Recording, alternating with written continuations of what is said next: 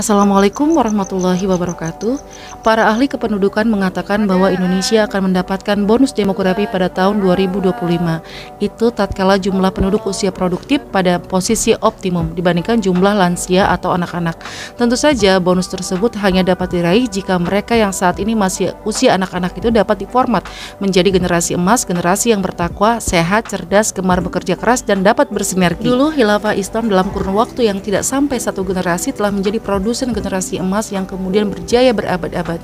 Pertanyaannya, bagaimana cara orang tua pada masa itu mempersiapkan generasi-generasi cemerlang? Di seluruh peradaban yang masih sederhana, keluarga selalu menjadi sekolah pertama bagi anak-anaknya. Maka kualitas orang tua sangat berpengaruh pada kualitas anak-anak tersebut.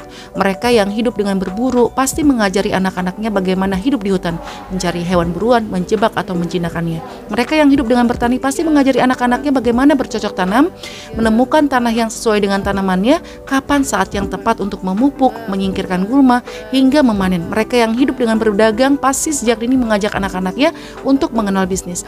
Pendidikan seperti itu tetap diteruskan pada Nabi, pada zaman Nabi. Namun, Nabi menambahkannya dengan dua hal. Yang pertama, menambahkan bahwa manusia diberi peran lebih oleh Allah, yaitu untuk ibadah dan untuk menyebarkan rahmat ke seluruh alam.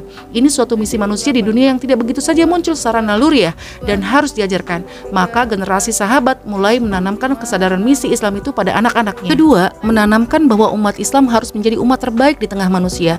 Maka mereka harus menjadi manusia-manusia pembelajar. Oleh karena itu, Rasul juga membuka dunia belajar seluas-luasnya, meminta tawanan perang Badar mengajari anak-anak muslim baca tulis, menyuruh beberapa sahabat belajar bahasa asing, bahkan mengirimkannya ke barat dan ke timur hingga sampai ke Cina. Orang-orang tua pada masa itu berusaha keras mengikuti pendidikan cara Nabi. Mereka yang menyadari punya keterbatasan menitipkan anak-anak mereka pada para sahabat yang terdekat dengan Nabi atau bahkan ke Nabi sendiri.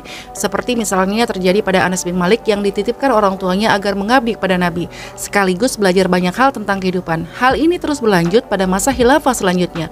Orang-orang tua yang sangat peduli pendidikan, mereka membawa anaknya untuk nyantri di kalangan para ulama dan ilmuwan. Ada yang diserahkan kepada Imam Malik dan akhirnya juga menjadi imam seperti Imam Syafi'i. Ada juga yang menjadi santri seperti dari astronom Yahya bin Abi Mansur, seperti 3 anak yatim dari Musa bin Syakir. 3 anak yatim yang dikenal dengan Bani Musa ini kemudian menjadi ilmuwan-ilmuwan hebat di bidang astronomi, matematika, dan mekanika. Orang tua mendidik anak-anaknya dalam suasana yang solid, jujur, selalu membeli yang halal, juga gemar bekerja keras dan menghargai ilmu. Orang tua dan negara pada saat itu tidak mendikotomikan antara ilmu agama dengan sains. Jelas bahwa ada hal-hal mendasar yang harus ditanamkan pada setiap anak sejak dini, seperti pengetahuan dasar keislaman dan menghafalkan Al-Quran, minat terus belajar, juga keterampilan fisik seperti berenang, berkuda, dan memanah.